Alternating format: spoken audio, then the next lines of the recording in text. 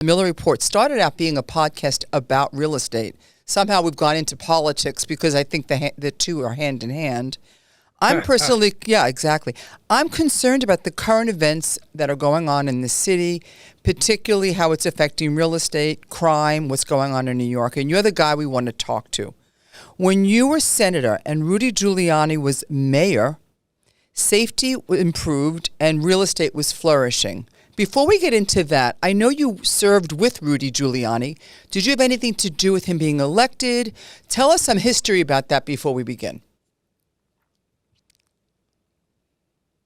Rudy Giuliani was working in the Justice Department in Washington. He was an assistant down there.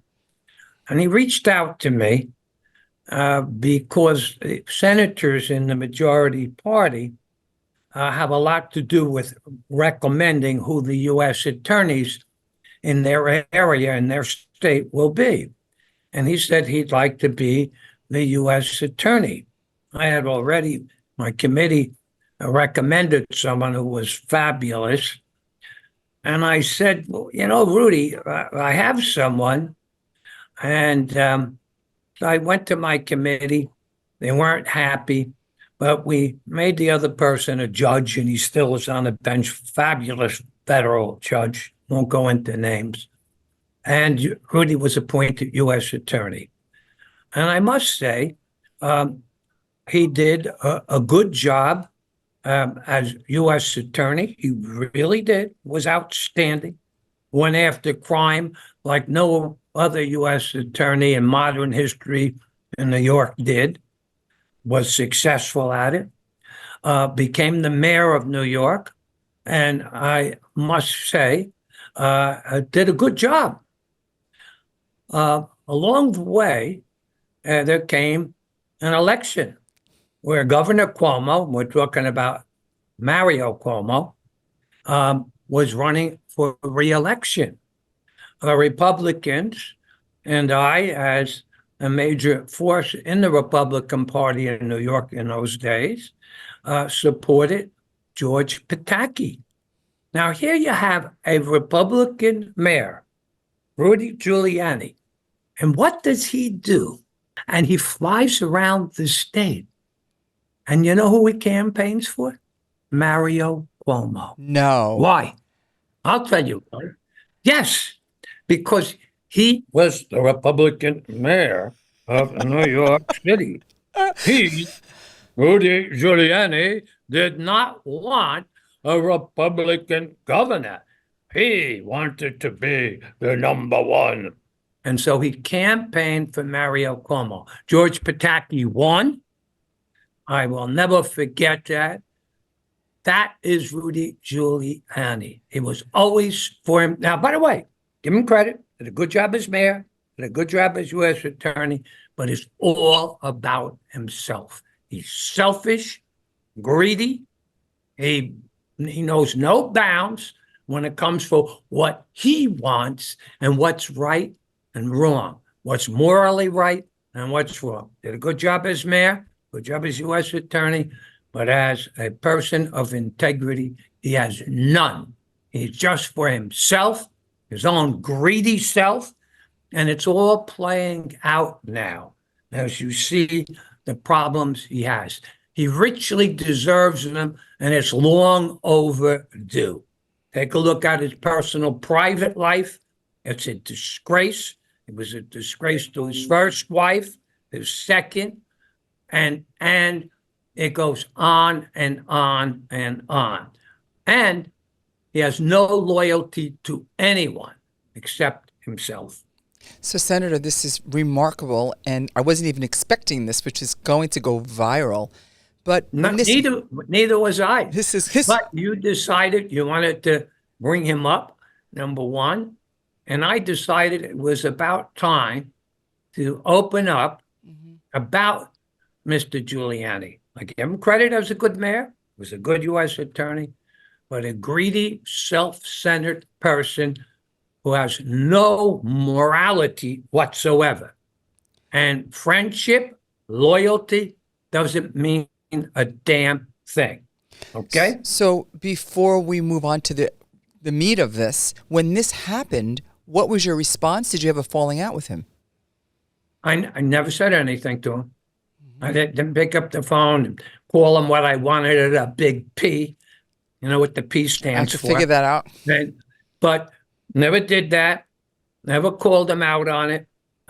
Because it's like, You know. in the wind. Yeah. Right? You're a gentleman. Just doing it in the wind. And I said, why waste my time or my energy? And this is the first time I've ever commented it on publicly. He has a person who is a stranger to the truth. Remarkable, and thank you for talking about this on the Miller Report. So let's move on to crime and New York, because you've seen it all, and I'm sure this is tough for you, so tough, being that you were so involved and so helpful. Where are we? I mean, what do you think? We had so many great mayors. Ed Koch, it was incredible. He did a great job. And we had mayors who weren't great, but they were adequate. They did their job to the best of their ability. We now have a consortium of problems. It's not just the mayor's problems, but the problems that any mayor in major cities has today is exacerbated. It's exacerbated by the ridiculous leadership of this country.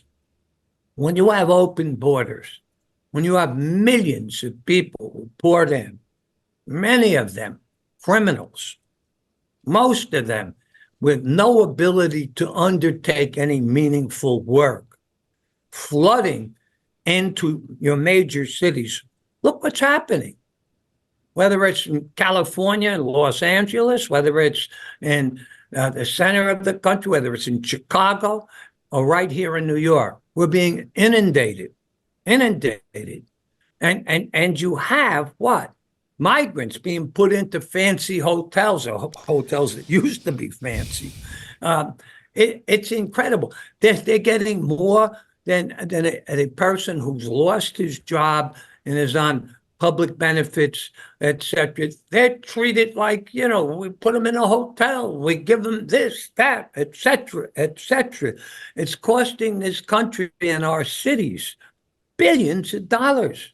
It's ruining our major cities. You're 100%. It's not helping. And so whoever the mayor is, in whatever jurisdiction, whether it's in Chicago, whether it's in Cleveland, whether it's in New York, whether it's in Newark, New Jersey, they're being besieged. And not that they don't have problems. We have people, by the way, we're taking better care of the migrants than we do a poor person, a person who loses his or her job. We don't put them up in hotels. We don't this is incredible what's going on. So if you were back, what steps would you do? What would you do? Well, number one, if you're the mayor or the governor, you're stuck. But the Congress of the United States should be ashamed of themselves. The Democrats and Republicans don't work together. After my first year in the Senate, I had an ally second to none. He was a Democrat. You know who he was? Tell us. The senior Democrat in New York, Senator Patrick Moynihan. Oh, wow. We worked as a team. Did we always vote together? No, but when it came to our state, when it came to our communities, we worked together. And we had that up until the last 20 years, and it's deteriorated. And it's gotten so bad in the last 8 to 10 years, Democrats and Republicans. I had colleagues in the Senate, Democratic colleagues, and we'd work together. The senators from Connecticut and I, Democrat, worked together. This is incredible. Doesn't go on. So you can't put the genie back in the bottle. This is the cards that were dealt. This is what's happened. Well, We've got. So first thing, what do we do? I'll tell you this, and I don't say it as a Republican, and I certainly know the our former president, who is running again on the Republican ticket. I know him well. I saw him in Florida last month with my family. But I know Joe Biden even better as a senator. My son and his son were very close. Biden came to my wedding, came to the courthouse dedication that I had. Um, Joe's lost it. Sleepy Joe has lost it. What he's done with the border is a disgrace. Well, why would you have millions? He's had about 10 million people since he's been president pour over the border. And most of them don't have jobs. And they become a public charge in states throughout. And look what they're doing in New York City.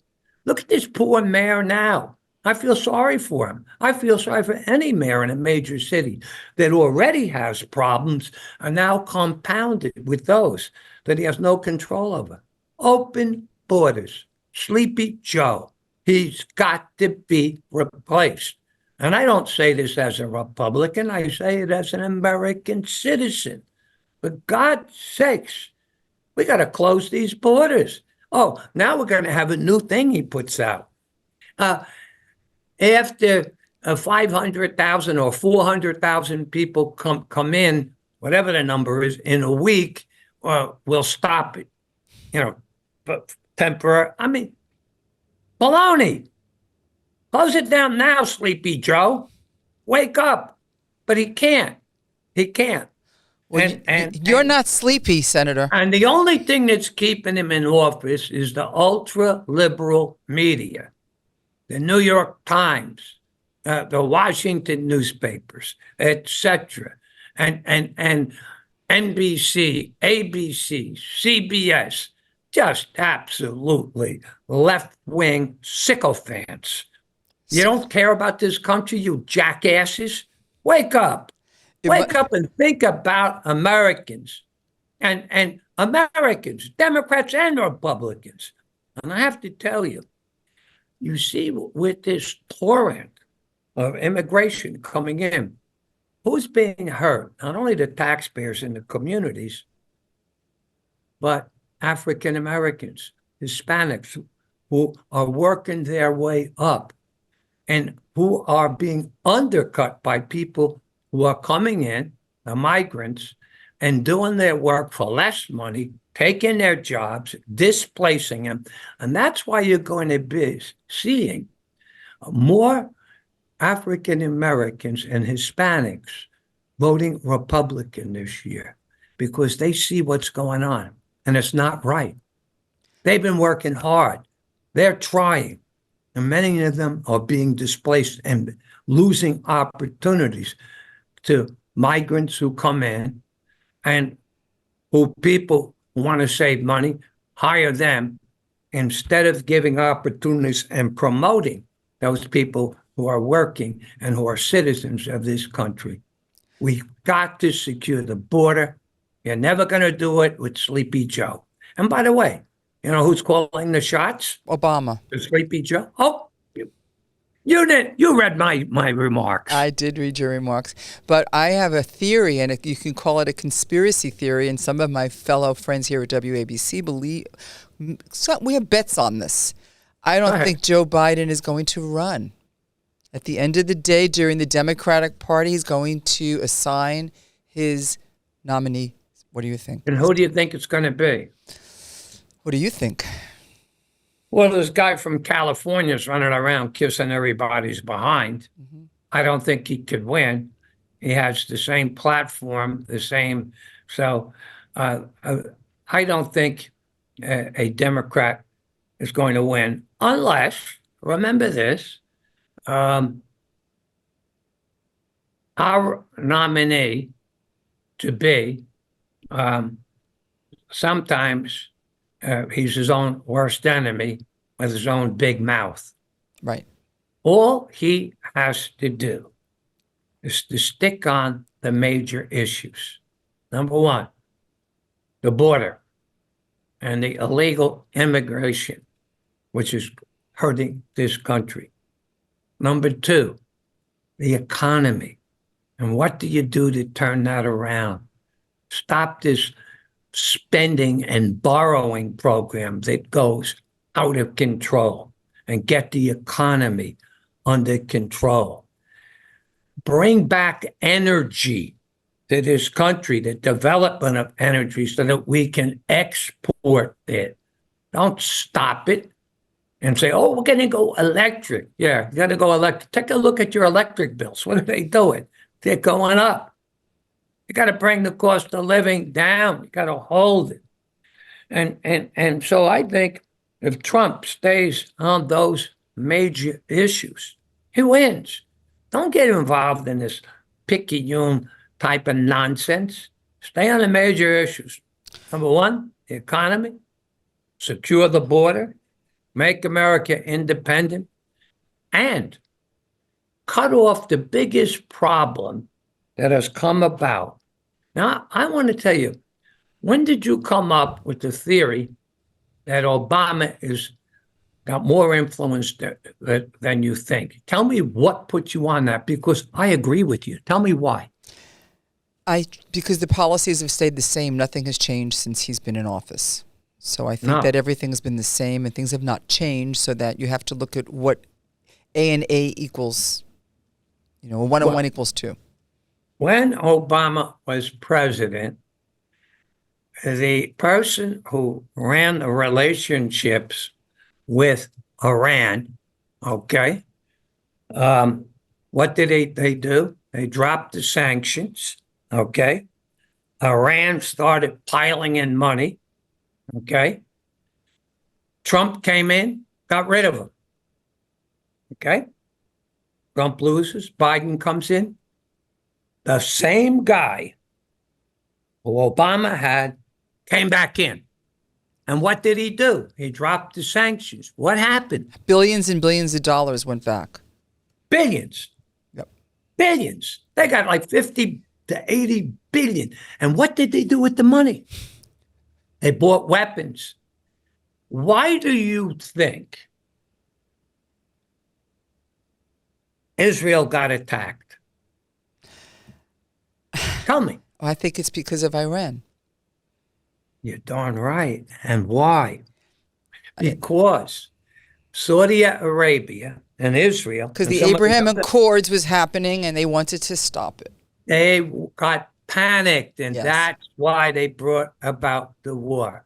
Sleepy Joe, who has been run by Barack Obama, who put in, by the way, they finally fired this guy.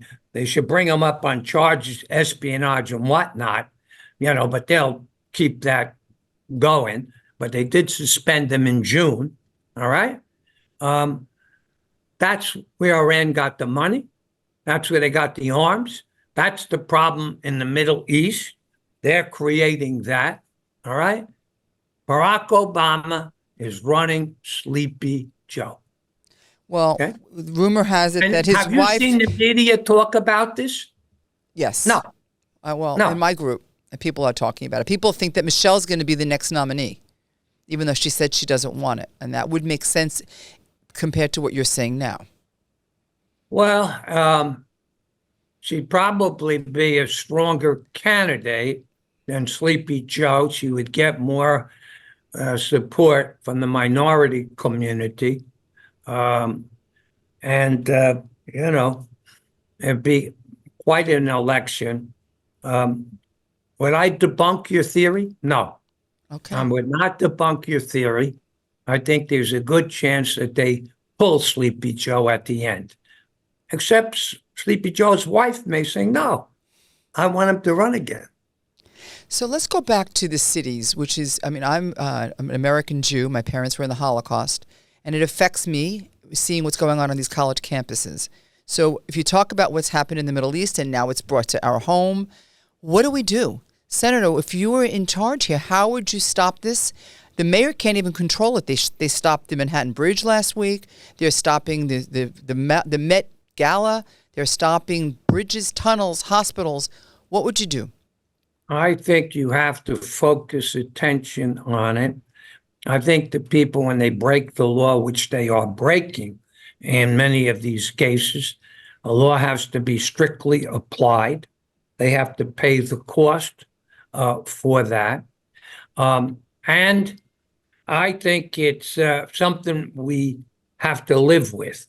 There has been, obviously, underlying anti-Semitism, which is now brought to the fore using this business. But when they say, Israel, push them out to the sea, get rid of it, it shows their hatred.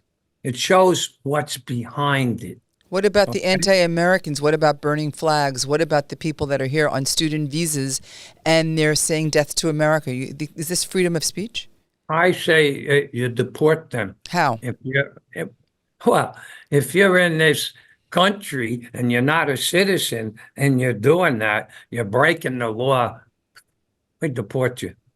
But we don't even, we let criminals come in. Right. So, criminal conduct.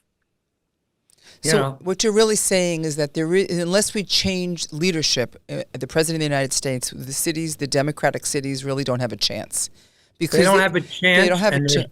Because you go to jail, it's for an hour. Even if you put them in jail, there's bail reform. What do you think of that? Law enforcement is not capable of dealing with the crush that is coming into many of these cities. Okay? It's impossible. And so we are under siege. You got to deport millions of these illegals, particularly those who break the law. And you really got to bring a system about, you got to close the border. If you're going to let 1 million people a year in or whatever, they have to come in by the right process, but not just pour in. And then we find out every day. Just recently, I learned that you have 300,000 people a year that come in that we don't even know are coming in. They're coming in by mail, et cetera, et cetera. I mean, incredible. Are they being properly screened? I don't think so. What, do you think they'll be able to vote soon? If Obama has his way, they will be. Well, that's depressing, and hopefully people will raise awareness, because I think people are starting to get smart. People are getting tired. It's affecting quality of life in these cities, particularly in New York. You have to get to an airport. You have to get to a hospital. There's protesters in the way. I mean, we're really under siege. I love the word you use. We should start spreading that around, because we are under siege. We are under siege.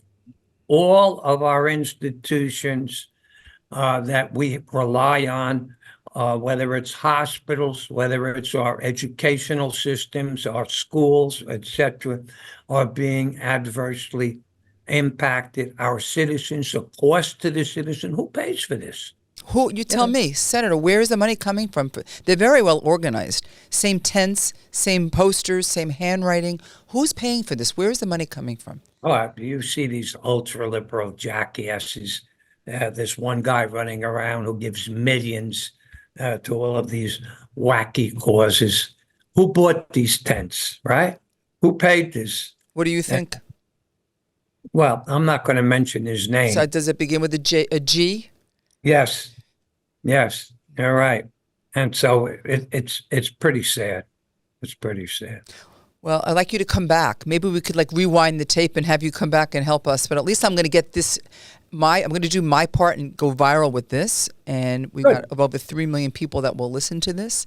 And thank you so much. And I can't wait to meet you. Do you come to the city at all? Once in a while. I used to come in all the time. But, old age, I don't feel like driving into the city. Plus, they're going to tax me $15 now for coming in, for going below 42nd Street. Wacky. What a way to kill the city. And that's what they're doing. And moving the very people you want to keep here, the suburbanites, the people from New Jersey, from Connecticut, from coming in to our great city. You think this is intentional?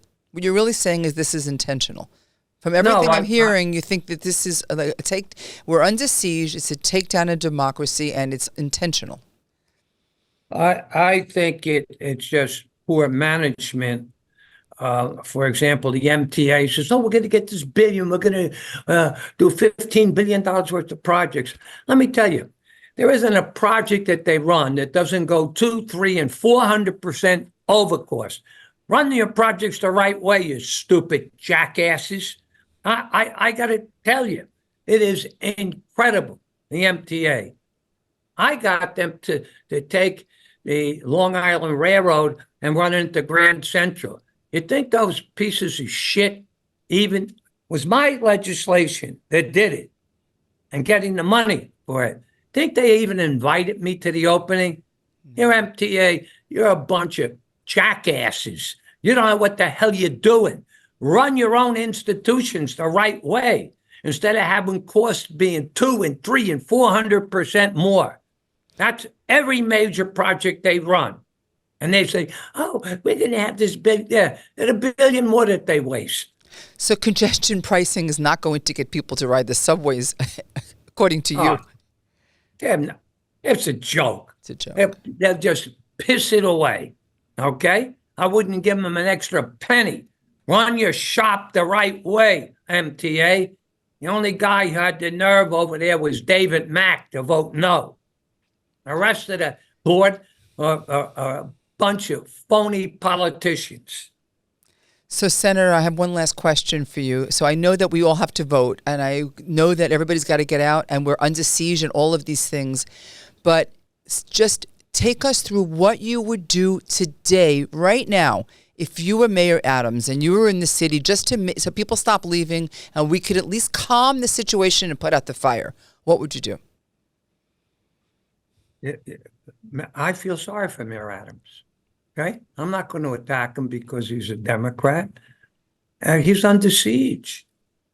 He's got tens and tens of thousands of migrants who come in, who've made his job even tougher, who's made the police and law enforcement even tougher. All right? I'm not giving him an A, but I'm certainly not going to get him an F for those things who are well beyond his control. He's got common sense. He's right in the middle, and I think that he's trying his best.